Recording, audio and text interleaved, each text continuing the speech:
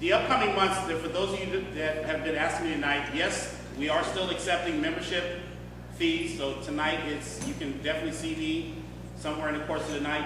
Check, cash, money order, no food stamps.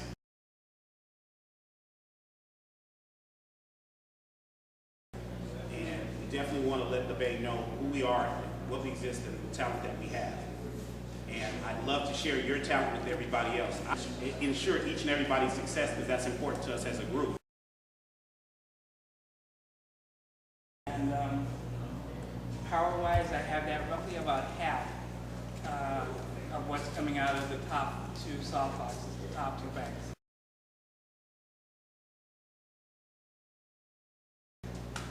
And this should give us a very, very even light on the top and bottom and a large light.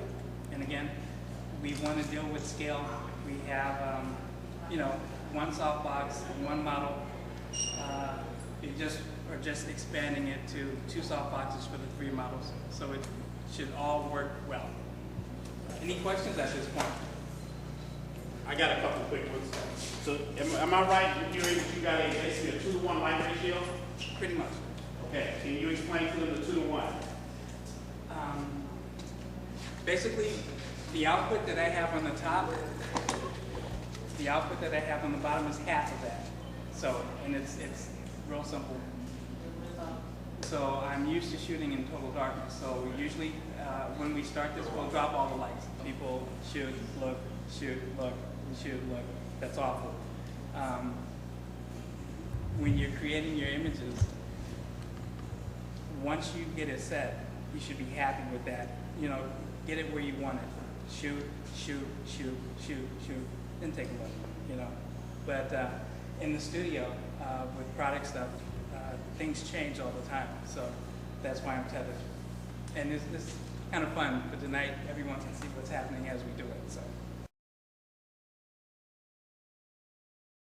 usually there's a sweet spot where you create, and so that spot is actually right here. And if I was actually shooting her by herself, I would actually have the two panels of black. I would bring them in a lot closer.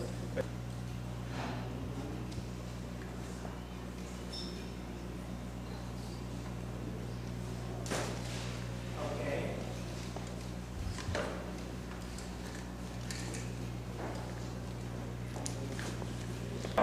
Right. As long as our exposure is right, it's kind of like, have you gone somewhere and you've seen a very dark complected person and a light complected person standing together? They're not blown out, right? I'm sorry. Oh my goodness, it looks like Charlie's Angels. Okay.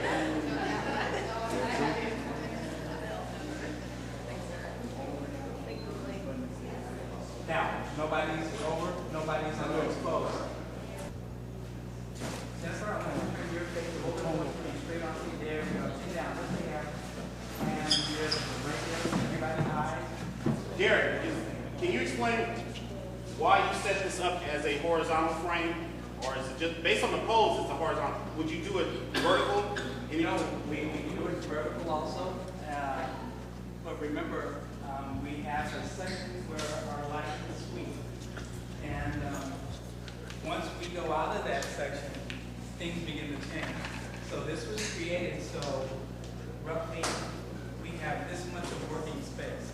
Is there a reason why you chose not to use a hair light coming from behind or above? You know what? Sometimes simplicity is effective. Keep it simple. Keep it correct.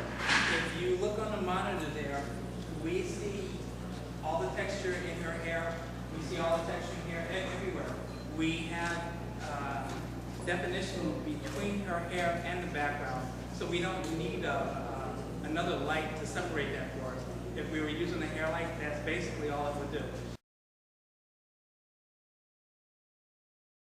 The first thing when you look at someone, you want to see big, full, beautiful lips, or you want to see Chandra's got great eyes. So I like to enhance her eyes, where her eyes are a little more darker than Takesha's, where I focus on Takesha's lips. And that's how I go about doing it. Every person is different, so I take a look at their skin tone, I take a look at the structure of their face, if it needs to be contoured and shaded in different areas. Does their clothing matter? Oh, definitely. That's where I will usually, every single time I ask Derrick, we sit down and decide what they're going to wear. And once we decide what they're going to wear, that's when, according to the background and their clothing, is how we'll go about shadows, lipsticks, and from there. But definitely the clothing plays a big part with what they're wearing. Makeup artist was kind enough to do a couple of models for us. Hank, can you describe the makeup that you did on the two models you did, which were Jennifer, Jody? Hank, everybody can you welcome Hank? Welcome Hank. Basically, Antoine got the class and something more like a Vogue cover shot. So going back and some cover shots from Vogue and Mademoiselle, I kind of want to keep it very, very natural, very soft, and very smoky, be more prominent in the shot. Because they're dressed in black, their features should really pop out in the picture. So, in understanding that, I put certain highlighting on the corner of the eye, the bridge of the nose, chin, and underneath the eye, so when you shoot the shot, your face will illuminate and it'll just pop out. Okay, thank you, Hank.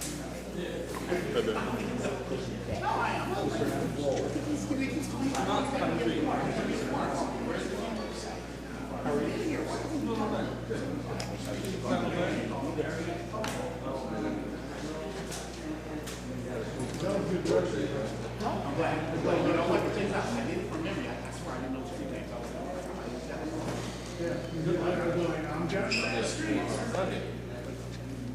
What was that? Okay, here we go. Beautiful, beautiful. There's nobody shooting. Ready?